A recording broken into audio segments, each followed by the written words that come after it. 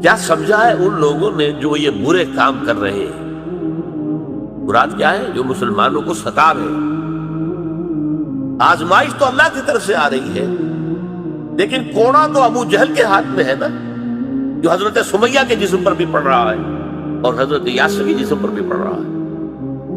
آزمائش تو اللہ کی ہے، یہ کس کے ذریعے آ رہی ہے؟ ابو جہل کے ذریعے آ رہی ہے۔ جو یہ حرکت کر رہا ہے وہ یہ سمجھتا ہے ان یسبقونا، کہ وہ ہماری پکڑ سے بچ جائے گا۔ ٹھیک ہے، آج ہم اپنے بندوں کی آزمائش ان کے حوالے سے کر رہے ہیں، وہ کر رہے ہیں، ہم نے چھوٹ دے رکھی ہے۔ ہم چاہے تو جیسے ہی ابو جہل کا ہاتھ اٹھے کوڑے کے ساتھ، وہی فالج اس پر پڑے اور اس کا ہاتھ شل ہو کر رہ جائے، ابھی کر سکتے ہیں۔ یہ ہم نے چھوٹ دی ہوئی ہے، کیونکہ ہم آزمانا چاہ رہے ہیں اپنے لوگوں کو، ہمیں امتحان لینا ہے۔